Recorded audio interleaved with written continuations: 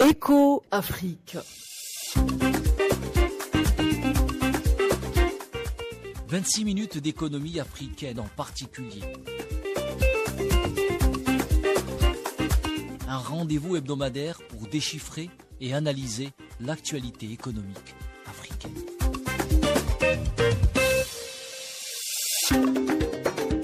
Chers auditeurs d'Afrique FM, bonjour, content et ravi de vous retrouver ce matin pour Éco-Afrique, l'émission qui décortique l'économie africaine pour vous. À l'occasion de la Journée mondiale de l'alimentation, nous nous intéressons à un grand paradoxe africain. Un continent doté de 60% des terres agricoles, arables, non exploitées de la planète, mais qui importe encore chaque année plus de 100 milliards de dollars de denrées alimentaires. Entre potentiel agricole, manque d'infrastructures et faible transformation locale, la question de la souveraineté alimentaire devient urgente. Peut-on nourrir l'Afrique avec les ressources africaines? La question est ouverte et pour répondre justement à cette question, j'ai le plaisir d'avoir avec moi sur ce plateau d'Éco-Afrique notre analyste en économie, Mahfoud Kaoubi. Bien bonjour à vous, Mahfoud Kaoubi. Bonjour Abdelmalek. Bonjour, et Mzoura Al-Hiani est également avec nous, chef d'entreprise. Bien bonjour à toi, Mzoura Al-Hiani. Bonjour. Bonjour. Alors, je commence par vous, Mahfoud Kaoubi, par cette question qui semble être peut-être simple et banale aux auditeurs, mais qui comporte aussi un sens très profond. Pourquoi l'Afrique, continent, je le disais dans l'introduction, continent agricole par excellence, dépend encore de l'extérieur pour se nourrir? Oui, une autre contradiction entre un potentiel énorme et des résultats qui sont bien en dessous des potentialités de l'Afrique. Parce qu'il ne suffit pas de disposer des facteurs de production pour qu'on produise systématiquement. Donc, les facteurs de production qui sont le travail, le capital et le capital technique. Donc, vous avez parlé, on parle de terres arables, on parle de climat, on parle de ressources hydriques, etc. Donc, qui sont abondantes en Afrique.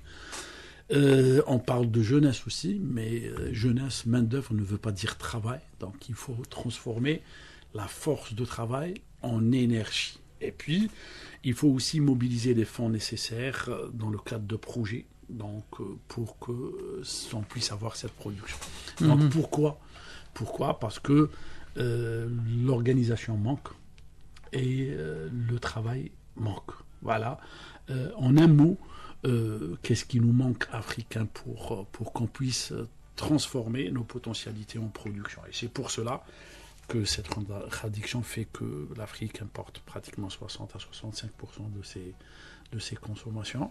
Je parle de consommation alimentaire, quand bien même elle dispose d'énormes terres agricoles et d'énormes moyens d'irrigation, etc. et de la force de travail aussi. Exactement. Le paradoxe africain, encore une fois. Mzoura Al-Hiani, encore une fois, sur ce paradoxe, l'Afrique qui est riche en terres arables, mais qui importe beaucoup de denrées alimentaires d'extérieur. Oui, comme M. Kaoubi le disait, en fait, on va en Afrique, il y a un potentiel. On a des terres, on a tout ce qu'il faut. Et d'ailleurs, quand on va seulement, si on prend l'exemple des foires, quand on va dans les foires, on va voir les machines agricoles, on va voir tout ce qu'il y a, enfin, tout ce qu'on veut, ça existe en Afrique. Mais le problème, c'est que on le voit pas, ça se transforme pas, il n'y a pas de résultats concrets. Donc dans les marchés, il y a pas, on importe des produits alimentaires alors que on produit déjà.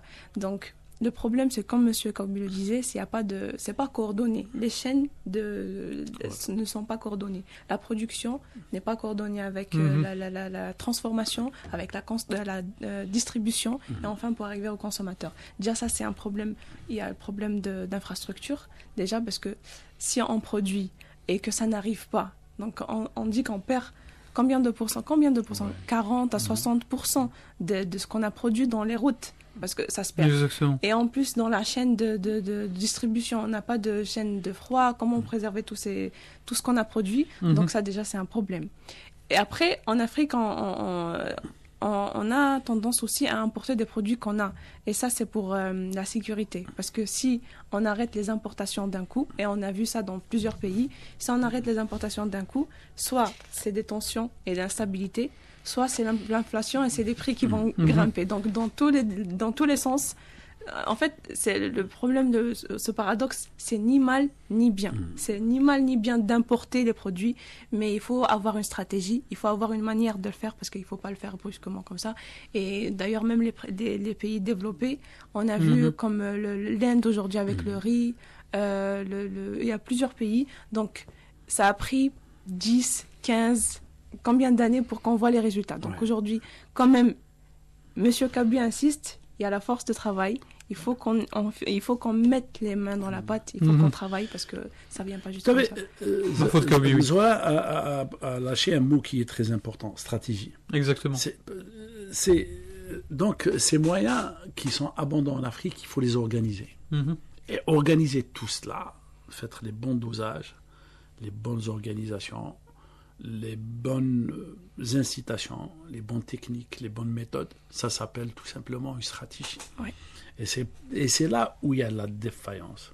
En Afrique, cette capacité de tirer profit à l'optimum des moyens de production nous fait énormément défaut.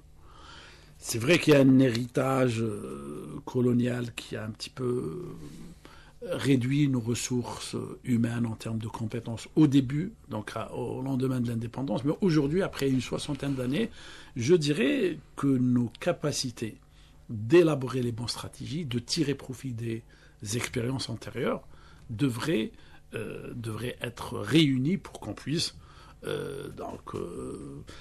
au moins couvrir une grande partie de nos besoins que dans les cultures stratégiques, Abdelmalek dans le domaine du blé.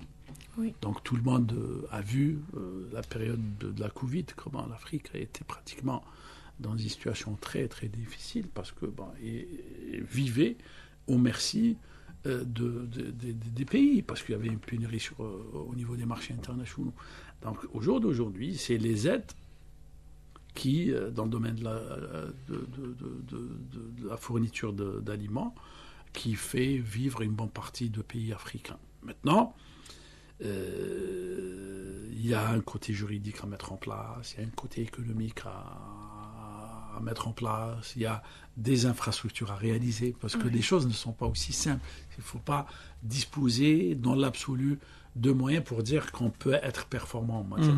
La performance vient à partir de comment on organise tout cela. Et organiser tout cela, il y a une logique d'intersectorialité, parce que l'agriculture donc ne peut pas être performante sans l'éducation, sans le transport, sans l'assainissement, sans l'aliment, et puis sans la technologie, parce qu'au jour d'aujourd'hui, l'agriculture n'est plus la chose qui repose sur des méthodes. Les pratiques traditionnelles, il faut les laisser de côté, voilà, pour intensifier, avoir des rendements qui peuvent faire du secteur agricole. Comment améliorer la productivité agricole, Mahfoud Kaoubi, tant qu'on est justement dans la gestion aujourd'hui? Vous savez, on va se répéter, parce que ça renvoie toujours sur cette stabilité institutionnelle. On doit avoir des institutions fortes.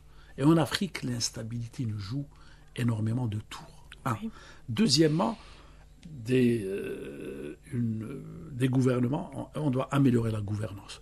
Améliorer la gouvernance en captant les compétences et en rentrant dans des opérations de partenariat qui puissent donner lieu à des politiques et à des stratégies de développement concrètes.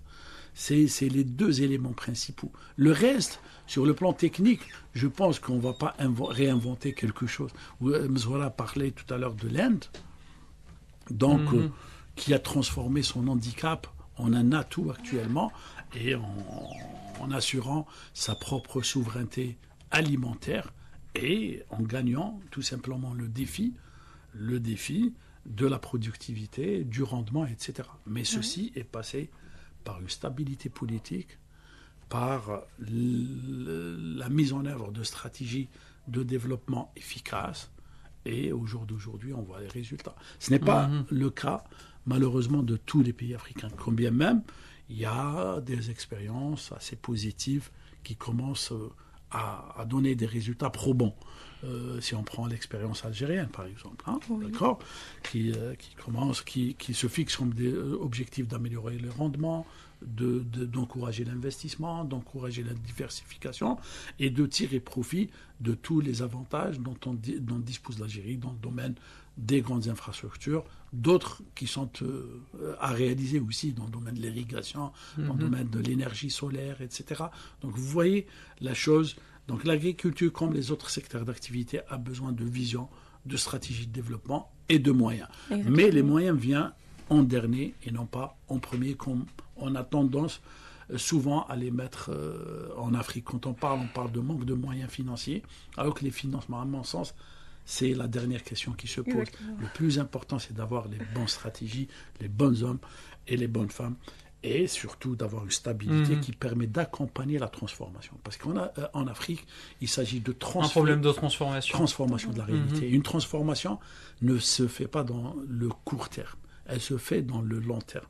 Et donc, elle a besoin de stabilité et de visibilité et d'alternance. Exactement. En fait, Oui, Mazar si je peux Al-Haïmi. ajouter quelque chose à ce que M. Kabi le dit, c'est que tous les gouvernements aujourd'hui, tous les gouvernements africains presque, parlent de budget pour l'agriculture. Souvent. Tous, ils placent l'agriculture comme axe principal, comme c'est l'objectif à atteindre. Et d'ailleurs, il y avait, je pense, je ne me rappelle pas de c'est quelle année, c'était une loi qui dit que tous les gouvernements africains doivent mettre au moins 10% de leur budget national pour l'agriculture. Et quand ils ont affiché la liste des pays, combien même ils ont atteint, c'est pas une vingtaine de pays qui ont atteint l'objectif de 10% pour les budgets. Mais aujourd'hui, quand on voit tous les gouvernements qui encouragent, parce qu'il a parlé de questions de financement, quand on voit tous les gouvernements qui prêtent même à 1% pour le secteur agricole. Mais c'est pour ça que M. Kabi le disait, c'est le financement, ça doit être le dernier des problèmes, parce que c'est pas ça. Si par rapport aux machines agricoles, c'est pas fait pour 1 hectare. C'est ça le problème. Après, il y a aussi des formations, des petites agricultures. Et aujourd'hui, quand on parle du secteur agricole en général, dans le continent africain, je pense qu'il faut qu'on retourne vers des coopératives régionales. Parce que certains ont des capacités qui peuvent compléter le manque des autres. Donc, si on met tous nos forces, on s'unit, je pense qu'on va avancer. Et il y a plusieurs pays qui ont des excédents de riz, par exemple, mais d'autres l'exportent. Mais après, on a ce produit. Ça aussi, c'est un point très important. Je pense que certains pays, ils ont des préférences. Par exemple, même en Algérie, le riz, c'est un aliment de base, presque. Mais dans plusieurs pays d'Afrique aussi. Mais après, on a tendance à préférer le riz qui vient de l'extérieur. Pourquoi ? Parce qu'il est moins cher. Alors que le riz produit localement, il est plus cher. Et ça revient à la question de paradoxe africain, juste parce que les produits ou bien les producteurs locaux, ils n'ont pas cette capacité de... les autres, le riz qui vient de l'extérieur, il est subventionné. Donc du coup, les produits locaux, ils se retrouvent plus chers que les produits... Moins compétitifs. Voilà, les produits de compétitivité. Et ça, c'est un problème en soi. Donc vous voyez, ça c'est une question de politique, qui ne se limite pas au problème de l'agriculture au sens strict du terme. C'est de penser le développement dans sa globalité, dans son volet infrastructure, juridique, financement, formation, technologie. Tout cela démontre un besoin énorme d'organiser la transformation. C'est toute la chaîne qui est liée. Parce que l'Afrique, les pays africains ont hérité généralement une agriculture qui était destinée à produire pour la métropole. Donc si on prend le cas de l'Algérie, toute la distribution du secteur de céréaliers au profit d'autres produits dont manquait par exemple la métropole en France, etc. Et c'est comme ça que le vignoble s'est développé d'une manière extraordinaire, que les agrumes ont été préférés aux céréales, etc. Et donc au lendemain de l'indépendance, c'est des processus de transformation. Qu'est-ce qu'on veut ? Quelle production ? Mais comment, justement, inciter les gens à investir dans ce secteur, qui est l'agriculture, Mohamed Kabi ? Écoutez, dans tous les pays du monde, l'agriculture est un des secteurs qui bénéficie de beaucoup de subventions et d'aides. Mais avant tout cela, pour rester constant sur ma vision des choses, ça demande de l'organisation. Il faut donner des signaux qui permettent à l'activité, à l'investissement dans le domaine de l'agriculture, d'être un investissement porteur dans la durée.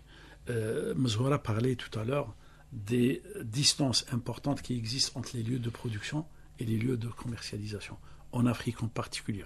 Prenons la Côte d'Ivoire, par exemple, où des problèmes de manque d'infrastructures routières font que des exploitations agricoles perdent 80-90% de leur production uniquement par rapport à des problèmes, à des questions de transport, d'intempéries et j'en passe. Donc si on est dans un environnement instable qui ne favorise pas la logique d'investissement, qui est une logique par excellence, qui a un rapport avec le temps dans la durée, et donc qui nécessite, parce que pour mobiliser des capitaux, on a l'obligation d'avoir un plan de récupération de ces capitaux. Et le capital qui est investi aujourd'hui ne peut généralement être récupéré que sur 4, 5, 6 ans. Oui. Donc avoir cette visibilité, avoir les éléments qui permettent à l'investissement dans l'agriculture de bénéficier d'attractivité et d'avantages. Ça, c'est l'élément sur lequel les Africains sont attendus. Comment doit-on faire? Donc, je vous donne un exemple en Algérie, par exemple. Une des contraintes, c'est l'émiettement des exploitations agricoles. Donc, quand on parle de 1 200 000 ou 1 600 000, les dernières statistiques d'exploitation agricole, dont la superficie tourne autour de 1 hectare, 2 hectares. Donc, est-ce qu'on peut développer une modernisation, une mécanisation et des cultures intensives sur des périmètres aussi petits? Donc, les solutions doivent être apportées, des solutions juridiques, des solutions qui poussent à rentrer dans des logiques de partenariat favorisant des exploitations grandes. L'Algérie a trouvé, entre autres, la solution d'aller vers le sud, où les terres sont plus disponibles en termes de superficie, bien sûr. Et donc, maintenant, il y a un mix à faire. C'est la même chose qu'on va retrouver en Tunisie, qu'on peut retrouver en Mauritanie, qu'on retrouvera aussi. Parce que l'héritage, aussi bien sociologique que foncier, que technique de la période antérieure a des répercussions énormes sur l'organisation des processus. Et vous voyez, cette question n'a pas uniquement une connotation technique, financière, économique, mais elle a une connotation sociologique. Parce que généralement, qu'est-ce qui s'est passé en Afrique? Il y a une exode importante que les pays africains ont connu des localités et des paysans vers les centres urbains. Exactement. Et donc, la planification du développement, la planification spatiale, l'aménagement du territoire sont des éléments aussi importants pour parler de transformation de tous les secteurs, mais plus particulièrement l'agriculture, parce que l'agriculture est un des secteurs qui est pratiquement un carrefour par rapport à beaucoup de politiques, que ce soit des politiques économiques, sociales ou des politiques de développement humain. Exactement. Mzoura Al-Hayani, justement, je vous repose cette même question, mais concernant les jeunes, car c'est difficile aujourd'hui de convaincre des jeunes à investir dans le secteur agricole. Oui, avec. Voilà. En fait, oui, c'est. Voilà, d'un côté, c'est la question, hein, c'est une très bonne question. Oui, c'est la question. Mais moi, je dirais que quand on voit que comme M. Kabou l'a dit, c'est une question, la question de l'agriculture, elle est au centre de tout l'économie et de tout l'écosystème. Et aujourd'hui, c'est un peu compliqué, c'est vrai, de convaincre un jeune d'aller investir dans l'agriculture. On va lui dire de produire un produit qui est lui-même importé, et puis il va se retrouver à des prix, son produit, on ne l'achète pas. Donc oui, on va préférer d'autres produits à ça. Et tout ça revient à tout ce qu'on avait cité avant. C'est le manque d'infrastructures. Il y a plusieurs problèmes qui font que ça décourage les gens, ça décourage les agriculteurs, ça décourage les personnes d'investir localement et de produire localement. Dans ce secteur-là. Et c'est important, parce que ce qu'elle pose comme question, qu'est-ce qu'on préconise, qu'est-ce qu'on préfère? Est-ce que l'immédiat ou l'avenir? Si on veut construire une agriculture, on est obligé de se projeter et de supporter le poids du temps de maturation que l'investissement dans le domaine de l'agriculture exige. Maintenant, les pouvoirs publics, ce n'est pas quelque chose de facile, parce qu'il y a des bouches à nourrir. Exactement. D'accord. Oui. Et puis on importe, c'est plus facile de subventionner une production ailleurs qui est plus compétitive, parce que ça coûte beaucoup moins cher sur le trésor public. Mais certains pays, l'Algérie, ce qu'elle réserve aujourd'hui comme subvention au secteur de l'agriculture est important. L'objectif est que dans 3-4 ans, on arrive à avoir un secteur qui va être capable de se battre tout seul. Oui. Les États-Unis le font.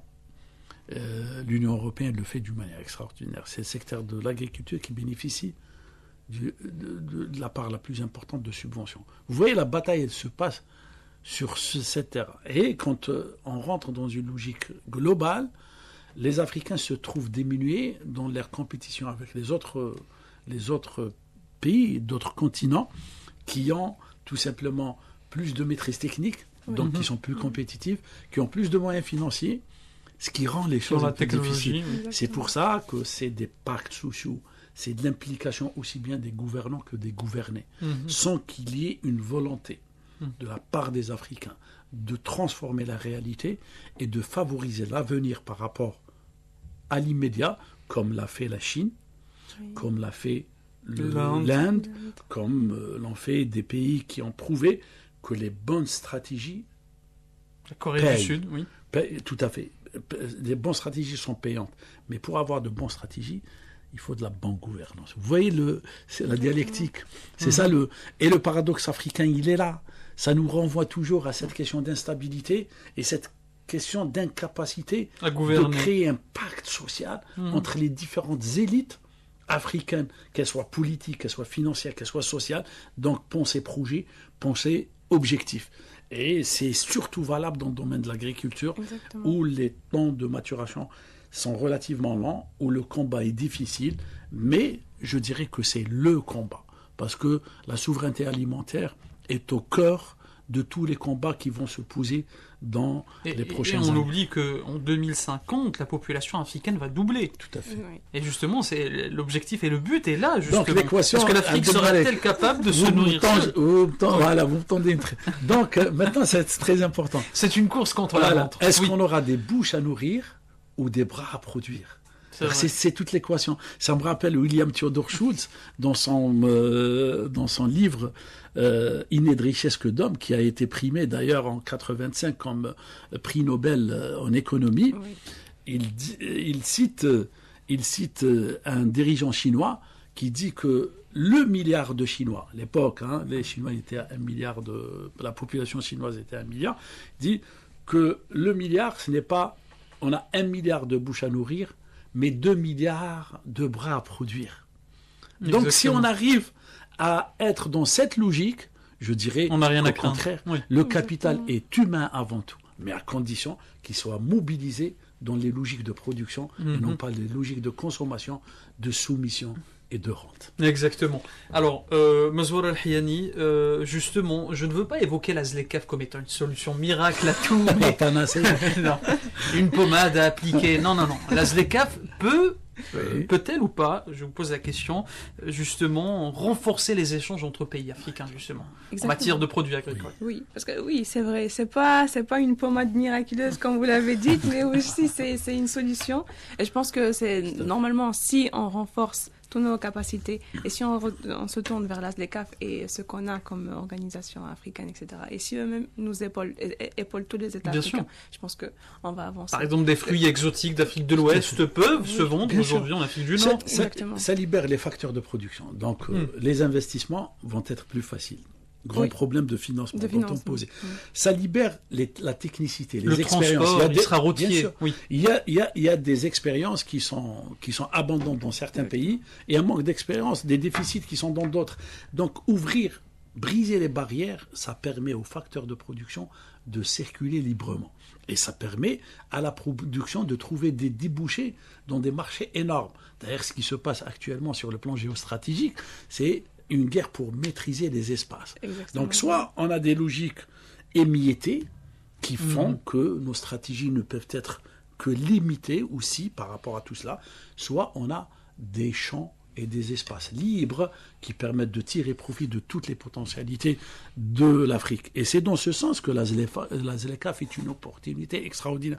Ce n'est pas la panacée, mais ça pourrait l'être, à condition qu'on travaille beaucoup plus. Exactement. Et qu'on mette en œuvre cette amélioration de l'organisation qui nous manque tant. Il y a un Exactement. exemple qui m'est venu en tête, c'est notre collègue Samuel qui n'est pas là. Bon, la dernière fois, il avait cité dans une émission qu'il a dit que dans son pays, ils ont beaucoup d'avocats et beaucoup de manques. Oui. Alors que si on prend l'exemple de l'Afrique du Nord aujourd'hui, ici en Algérie, ça coûte très cher. Ça coûte très cher. Alors que lui, il dit dans chaque maison, on trouve des avocatiers, ça pourrit. Ça tombe, ça pourrit, les gens, ils sont fatigués. Ouais. Mais nous, on manque de ça. Donc, le problème, c'est quoi? C'est qu'il n'y a pas d'infrastructure, il n'y a pas assez de... Enfin, le transport, je pense qu'il va coûter plus cher que même le produit. Donc il faut organiser Dis- tout cela. Voilà. Le transport, l'assurance, les échanges. Toute la chaîne. L'organisation. D'ailleurs, le travail, quand il est abordé sur le plan économique, il est abordé en termes de volume, donc en intensité, mais surtout en qualité. En qualité, C'est oui. le génie de l'organisation, c'est les bonnes stratégies. Et l'Afrique devrait maintenant aller vers cette qualité qui nous manque tant et qui consiste à être le salut qui libérera toutes les potentialités de l'Afrique. Exactement. Voilà, on termine justement cette émission sur ces mots. Merci à vous, Mahfoud Koubi, notre analyste en économie. Merci à vous aussi, Mazouara Al-Hayani, notre chroniqueuse à Afrique FM. Je tiens à remercier notre technicien à la console Islam, notre réalisatrice Choulour et l'ensemble de l'équipe, de la rédaction et l'équipe technique d'Afrique FM. C'était Abdelmak Blouchat avec vous. Je vous donne rendez-vous la semaine prochaine, même heure, même fréquence et même chaîne.